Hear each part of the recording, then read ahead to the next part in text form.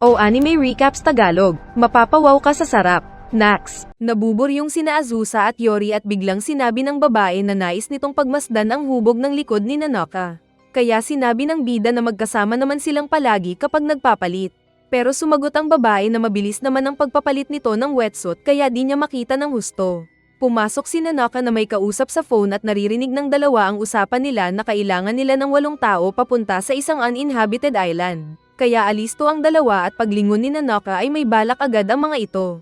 Agad nilang tinipon ang mga tao na sasama. At masaya si Naomi na makitang muli ang secret crush nitong Yori. Dumating din ang idol na si Mizuki. Kaya lumuhad si Kohei na nagpasalamat kay Azusa dahil sasama sa kanila ang idol niya. Inayos ni Chiza ang wetsuit nito. Ngunit nagalit siya sa bida nang malaman na wala pala silang balak mag-dive. Kaya sa bangka pinarusahan ni Chiza ang lalaki dahil sa panloloko sa kanya. Pero inawat sila ng macho dahil delikado daw kapag umuga ang speedboat. Humingi ng pasensya ang lalaki pero mapapatawad lang daw siya kapag nasira ang mga buto ng lalaki. Nasabi ni Kotobuki na magkasintahan sina Yori at Chiza kaya biglang natigil si Naomi sa gulat. Nagpaliwanag naman si Chiza na hindi niya sinasadya na ilihim ito kay Naomi na napatigil. Ngunit masaya itong bigla dahil pareho sila ng type na tao. Kaya excited siyang nagtanong-tanong sa babae kung ano ang nagustuhan nito kay Yori. At sumasakit ang ulo ni Chiza dahil wala siyang masabing maganda patungkol kay Yori. Tapos nanloloko pa ang bida na tinawag na honey ang babae at sinabing sabihin ang lahat tungkol sa kanya. Kaya mas lalong nakulitan ang babae. Nagtaka ang macho kung bakit excited si Naomi kay Yori. At nasabi ng bakla na mahal kasi nito ang bida. Natigil lang sila sa pag-uusap nang makita si Kohei na halos wala ng buhay dahil sa excitement na kasama sa lakad ang idol na Mizuki. Hanggang makarating sila sa tabing dagat ay para pa ring mommy si Kohei. Nag-ayos sila ng tent at kinakantsawan ni Yori si Kohei na lapitan na si Mizuki at kausapin. Pero nahihiya daw ang blondie. Pero nang sinabi ni Yori na siya ang lalapit ay nagalit ito na pinigilan ang bida. Sinabi ni Yori na sasamahan siya at para itong nakiliti na bata. Pero paglapit nila ay wala na ang babae dahil nasa loob na ito ng tent at nagbibihis kasama ng mga chicks. Kaya hindi makahinga sa excitement si Kohei na muntik nang mamatay. Kaya pinag-inhale-exhale siya ni Yori. Ngunit narinig niya ang lampungan ng mga babae kaya mas naging kulay blue ang lalaki na halos mamatay. Nagbihis na din ang mga lalaki na kitang-kita ng bakla ang kanilang Powerpuff Boys. Pero nag-shorts ang mga ito paglabas at masaya sa nakita na view. Naiinis si Kohei dahil nakita ang isang lalaki na pinopormahan ang idol nito. Kaya agad niyang ibinalibag ang lalaki sa lupa. Nag-alala naman si Yori na agad tinulungan ang lalaki. Ngunit nagulat siya nang makitang ito pala si Kudo na yung iniskam nila noon nang magpanggap silang babae sa season 1. Pareho nilang ayaw ang isa't isa kaya sinabi ni Yori na umalis na ito. Ngunit mas napasigaw siya dahil kasama pa nito si Sakurako na bully niya. Sinabi ni Yori na maghiwalay na sila ng sari-sariling grupo. Pero itinuro ni Sakurako ang mga kasama na excited kay Naomi. Na agad namang pinigilan ni Yori dahil underage pa ito. At masaya naman ang bakla, kaso ay heartbroken si Chiza. Sinabi ni Sakurako na tinawag niya si Kudo para reserba niyang lalaki pero pang third place sa mga type niya. Kaya nasabi ni Yori na pambihira ang babaeng kausap. Sinabi ni Kudo na makikipaglaro sa mga kasamahang babae ni Yori. Kaya naiinis na lumapit si Kohei. Pero sinabing ayos lang daw. Ngunit galit na inilabas ang hawak na tubo pampalo sa ulo ni Kudo na gusto naman ni Yori. Saka pa nila ito hinawakan para mapalo at pinag-helmet pa ng watermelon. Pero inutakan sila ni Kudo na maglaban ng sport at ang mananalo ang masusunod. Kaya naglaro nga sila ng iba't ibang laro sa beach na masaya. Kaso ay biglang napagtanto ni Yori na inutakan lang siya dahil nag-hangout na sila ng grupo ni Kudo. Nagtanong si Sakurako kung bakit desperado si Yori na umalis sila. Kaya sinabi ni Kudo na hindi nila liligawan ang girlfriend ng bida. Nagulat si Sakurako na hindi makapaniwala. At inakala pa nitong ang mga lalaki ang kasintahan ni Yori. Sinabi ni Kudo na si Chiza ang GF ng bida. Na tinukoy pa ni Sakurako na yung pinaka-flat sa grupong iyon ng mga babae. Bully talaga nito. Sinabi ni Kudo na maglaro sila ng lasingan na Russian roulette. Game na game ang mga lasenggo na kasama ni Sakurako. Saka inilabas ng dalawang bida ang San Miguel na walang kulay. Pero natakot naman si Kudo. Isang lalaki ang inaya si Chiza na makisama sa lasingan na laro. Pero hindi daw interesado si Chiza na naglakad palayo. Ngunit lumapit ang bully na Sakurako kasama ng dalawa pa na sinabing nagtatrabaho naman ang babae sa customer support sa Grand Blue. Kaya dapat daw itong makibagay. Kaya nainis si Chiza na pumayag at naglakad pabalik. Kaya tagumpay ang mga babae na magaling mang manipula. Ayos na sana ang laro nila nang biglang dumating si Takita na sinabing gusto sana nito ang lasingan na laro. Pero sa panahon na iyon ay kailangan daw munang umalis ni Nakudo. Pagsapit ng hapon ay sinabi ni Kuhei na maganda ang nangyari dahil kasama nila si Mizuki. Nagsalita bigla si Mizuki sa tabi ni Kuhei kaya nakuryente ang loko na parang na heart attack. Takot itong sumagot dahil ayaw madismaya ang babae kapag makita ang masamang ugali niya. Sinabi ni Yori na siya ang magpapakilala kay Kuhei para mas makilala at maintindihan siya ni Mizuki. At naiiyak na nagpasalamat naman ang blondie. Lumapit nga si Yori kay Mizuki at sinabi ang bagay tungkol kay Kuhei. Pero sinabi niyang inaya noon ni Kuhei na iuwi ang kapatid niya nang minsang mag-inuman sila kaya nagulat ang babae. Dahil dito ay pinalo ni Kuhei ang ulo ng sip-sip na bida. Pagsapit ng hapunan ay sinabi ni Chiza kay Yori kung gusto nitong manghuli ng isda sa ilalim ng dagat bukas. Kaya napatanong si Naomi kung nawala na ang takot ng bida sa tubig. Sinabi ni Yori na nawawala unti-unti. Napasigaw sa sarap ang lalaki nang matikman ng isda. Kaya tinikman din ito ni Chiza. Kumuha ng isda si Yori at susubuan sana si Naomi na nag-blush. Kaya iba ang reaksyon ni Chiza. Kaso ay nahihiya daw si Naomi na subuan ng crush nitong lalaki. Saka din nag-inuman ng masayang grupo. Sinabi ni Takita na maglaro sila ng inuman. Pero bago iyon ay nagsulat muna sila ng Dare or Truth Challenge at ilagay sa box. Ang makakakuha ng mas malakas na baso ng alak ang bubunot at magiging taya ng Dare or Truth. Ang unang dare ay sasabihin daw ang pag-ibig nito sa nasa kanan niya. At nakita ni Yori ang macho na lalaki sa tabi kaya natakot. Pag-inom nila ay si Chiza ang unang nakakuha ng alak. Ginawa nito ang challenge at sinabi nito kay Nanoka na siya ang pinakamamahal niyang tao. Kaya masaya naman ang obses sa kanya na ate. Pagkatapos ng isa pang round ay si Chiza ulit ang taya. At ginawa nito ang anime costume script na sinulat ni Kuhei. Pero alam ni Yori na si Kuhei ang nagsulat ng dare. Naging taya din si Yori na ginawa ang makeup style ni Ina. Si Kuhei naman ay pinainom. Saka pinakanta ulit si Chiza. Kalaunan pa ay nalasing na si Chiza kaya sinabi nilang itigil na ang inuman na laro. Nais pa ni Chiza na magpunta ng ilalim ng dagat pero natamba siya at nabasa sa tubig. Kaya kinailangan niyang pumasok sa tent para magpalit ng damit. Pero mabagal kasi siyang magdamit. At pagpasok ni Yori ay nakita na nito ang mga mansanas ng babae. Saka nagpasalamat pang yumuko si Yori. Kaya ang kinabagsakan ay hinabol siya ng galit na Chiza dahil sa pagsilip nito ng tinatago niya. Biglang nanghina ang nahilo na babae. Kaya napatigil si Yori na hinanap ang babae. Nakita niya ang sapatos sa tabi ng bangin kaya nag-alala siya sa inakala niyang nahulog na babae. Agad niya itong pinuntahan pero pag-angat ng ulo ng nahulog ay ito pala si Kudo. Kaya napasigaw sa asar ang bida. Nagtanong si Yori kung ayos lang si Kudo at wala naman daw seryosong tama ito. Bumalik naman si Chiza sa mga nagiinuman na nagtanong sa babae kung nasaan na si Yori. Pero sinabi ni Chiza na hindi daw successful ang paghunting niya.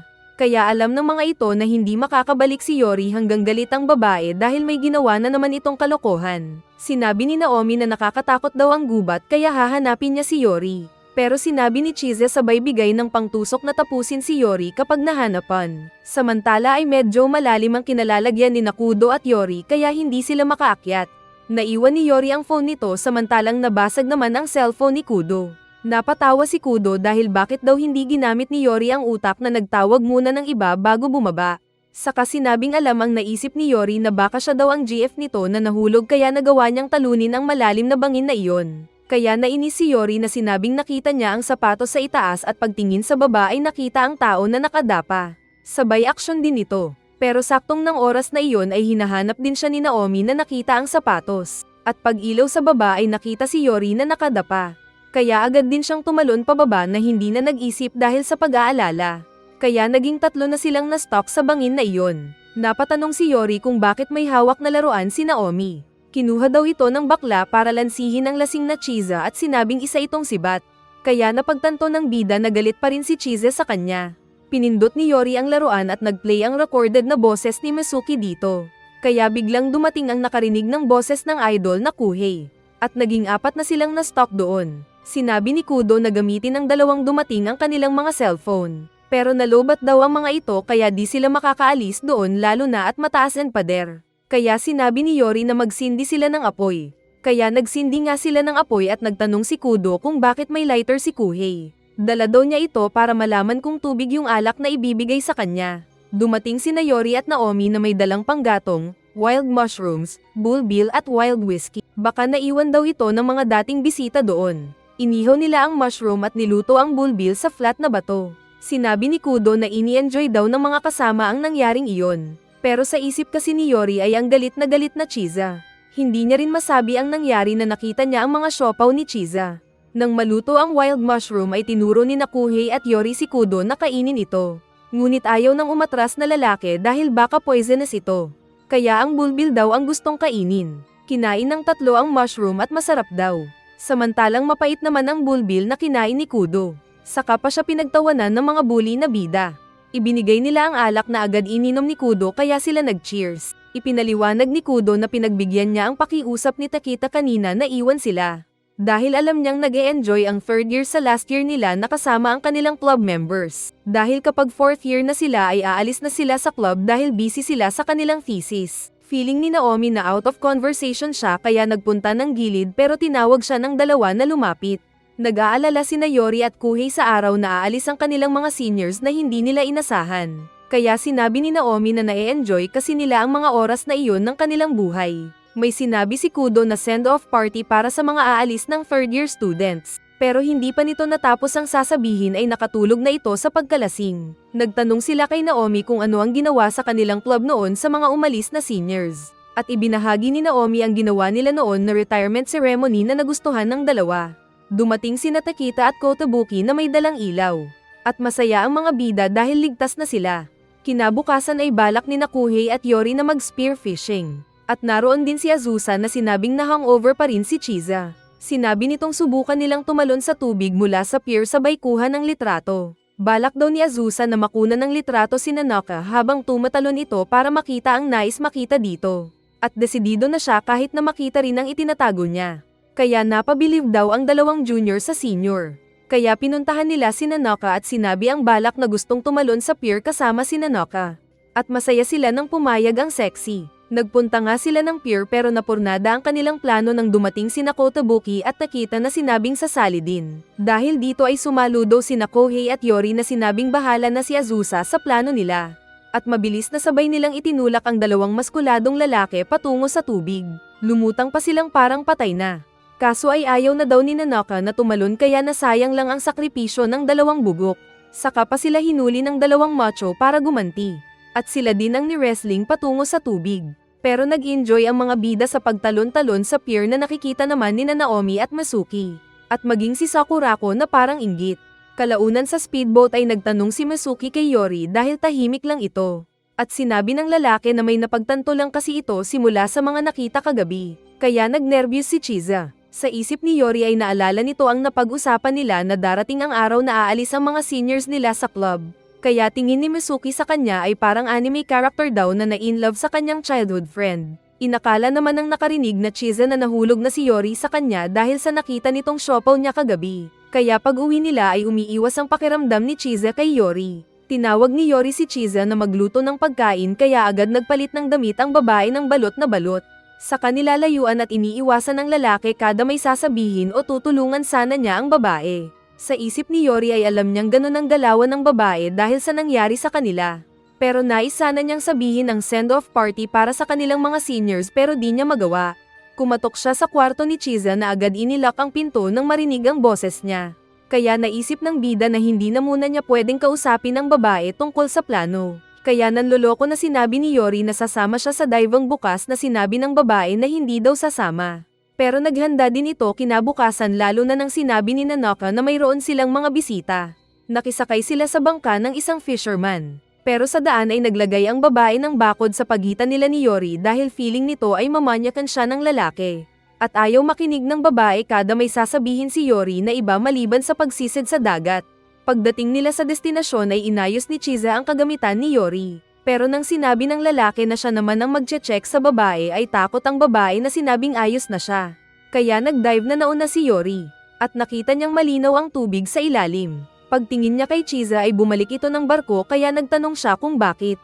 Pero naiwan pala ng babae ang weight belt nito na binalikan. Saka din sila sumisid sa ilalim ng dagat at nakita ang mga magandang view doon. Pero nang aasar ang mukha ni Yori kada titignan ng babae. Saka papatawa-tawa ang lalaki na nang aasar ng nasa bahay na sila dahil naiwan ng babae ang weight belt nito.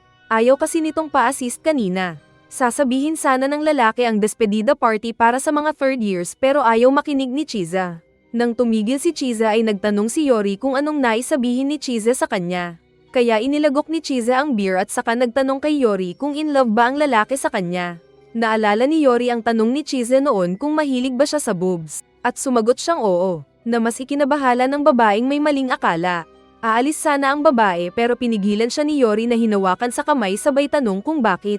Sumagot si Chiza na hindi mapakali dahil in love na si Yori sa kanya. Nagtanong si Yori kung bakit ito naisip ni Chiza. Sumagot ang babae na dahil ito sa nangyari sa tent at yung narinig niyang sinabi ng lalaki kay Masuki. Dahil sa narinig ay napahayahay ang lalaki na sinabing dahil lang ba sa pagkakakita niya ng boobs ni Chiza ay in love na siya.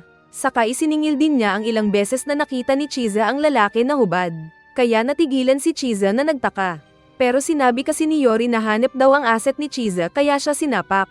Sinabi ni Chiza ang narinig nitong sinabi ni Yori sa bangka kay Masuki na may mga napagtanto siyang bagay na nagpabago ng kanyang pananaw dahil sa nangyari sa gabi na iyon. At naging parte na ng buhay ni Chiza ang lalaki na ayaw magbago ang sitwasyon. Naalala ni Yori ang sinabi ni Naomi na ini-enjoy nila ang mga masayang moments na iyon ng kanilang buhay. Kaya napangiti ang bida na sinabi din kay Chiza na nag-aalala itong matapos ang ini-enjoy niyang kasiyahan ng kanyang buhay. Nagtanong si Chiza kung ano ba yung naisabihin ni Yori sa kanya. At nang sinabi ng lalaki ang tungkol sa despedida party sa mga aalis na third year ay dapat sinabi daw niya ito kaagad. Kaya napasimangot si Yori. Naisip ni Chiza na mas maganda kung mag-overseas sila sa party na iyon. Inilabas ni Yori ang diver's card kung pwede bang magamit sa labas ng bansa. Pero sinabi ni Chiza na kailangan niyang mag-apply ng advance license. Samantala ay ipinakita naman si Chiza na may tumawag. At pagsagot niya ay ito pala ang kanilang nanay ni Chiza. At natapos ang series. Ngunit confirmed na may season 3 pa tayo dahil positive na marami ang nag-like sa anime na ito. Kaya like mo na rin ang video para mag-upload din kami kahit mababa ang RPM ng anime recap. Pero gagawin namin para sa inyong entertainment.